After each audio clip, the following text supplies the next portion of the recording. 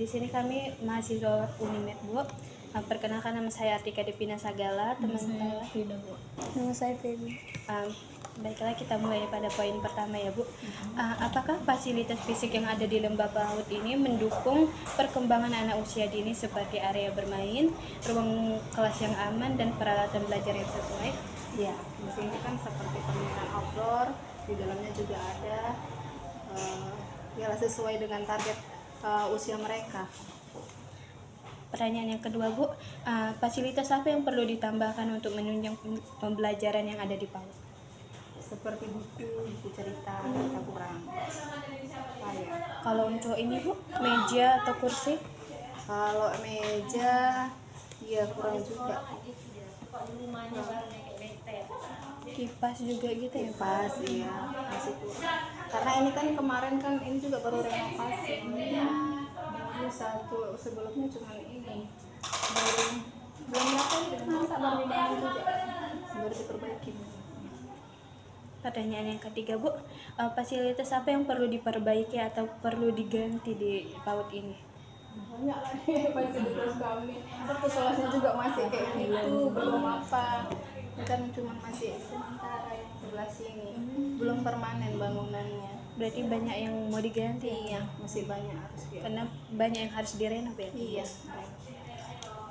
Pertanyaan yang keempat, Bu, apakah kurikulum yang diterapkan di lembaga PAUD ini memberikan kesempatan bagi anak untuk mengeksplorasi berbagai kemampuan dasar seperti keterampilan motorik, kognitif, sosial, dan emosional? Iya. Kalau di sini kami pakai lebih ke K13. Belum kurikulum merdeka ya? Makasih, Ibu. Yang kelima itu, apakah lembaga PAUD berperan dalam melibatkan orang tua atau keluarga dalam proses pembelajaran? Iya, kami selalu jalan komunikasi sama Orang tua. kayak mana perkembangan anaknya supaya kan di rumah juga saling kerjasama karena Iya. cuma berapa jam lah di sini, Iya. paling 2 jam sama kami. Kan gitu. Selebihnya kan sama orang tua. Tetap peran orang tua yang lebih besar, Lebih kan gitu, banyak daripada gitu. kami. Kan? Yang keenam, Bu, bagaimana Ibu menangani anak yang mengalami kesulitan dalam beradaptasi atau berinteraksi sosial kepada teman-temannya? Temannya, biasanya kami coba deketin sama-sama main, bawa berbaur sama temennya, suruh yang lebih aktif. Kebetulan di sini ada satu kayak gitu. Dia mungkin di rumah cuman dikasih HP, mamanya sibuk jualan, ada satu kasus kayak gitu. Pertama masuk dia bahkan eye contact nggak ada.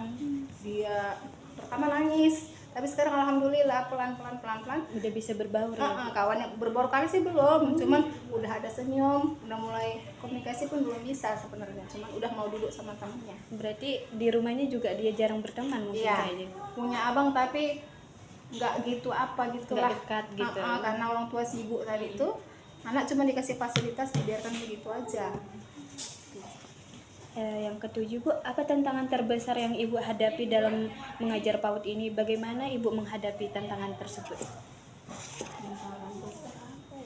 Mungkin dari segi anaknya susah diatur gitu. Kalau susah diatur memang susah diatur semuanya. Pendekatannya kadang yang susahnya itu kita mau komunikasikan sama orang tua. Kadang orang tua kita bilang anaknya begini, enggak bisa kok Umi begini kok. Itu salah satunya. Kadang Seperti orang tua kurang percaya. terima, ya seperti kan kayak kami gini punya ekskul buat tari gitu. Kan anaknya hobi menari di rumah, anak saya bisa menari begini dia bilang gitu. Kenapa tidak dipakai? Saya bilang menari itu kan kelompok, dia harus menyelaraskannya sama temannya kan gitu kan, dan daya tangkap anak itu kan berbeda. Orang tuanya sering nggak terima di situ, sering misalnya di situ sering sama orang tua. Berarti kalau di orang tuanya ya, Bu? Iya, kalau di sini lebih ke orang tua yang susah. Apa?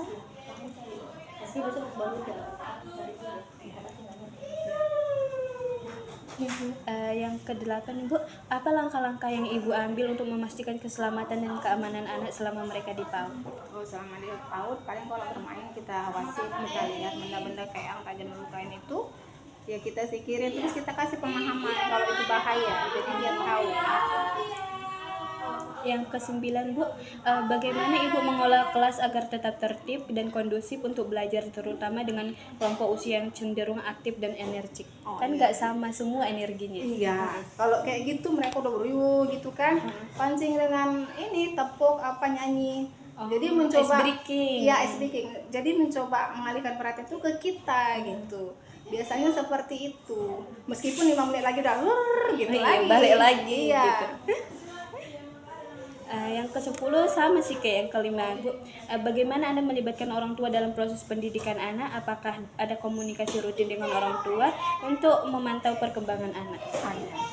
Berarti Ibu kayak untuk bilang sama orang tuanya itu waktu kapan? Waktu naik kelas atau tiap hari untuk berkomunikasi dengan Iya, orang tua? enggak tentu. Misalnya kadang-kadang anak-anak ini kan ada tingkahnya yang sebenarnya udah hafal kali. Di situ kita bilang nggak menentu lah gitu kan. Kapan memang Ketika kita ada. kita sampaikan. Pas kenaikan kelas pun gitu, lebih apa lagi. Lebih detail lagi Iya, karena tentang kan pas pembagian raport itu kan kita kasih yang dia tulis itu kita tunjukkan semua. Jadi di situ lebih kita komunikasikan perkembangan anaknya itu kayak mana. ada. Pertanyaan kami sudah habis, Bu. Makasih sudah menjawab pertanyaan kami. Kami mohon maaf jika ada kata-kata yang kurang atau yang kurang berkenan di hati Ibu. Untuk boleh dokumentasikan, Bu? Boleh. Matikan kan?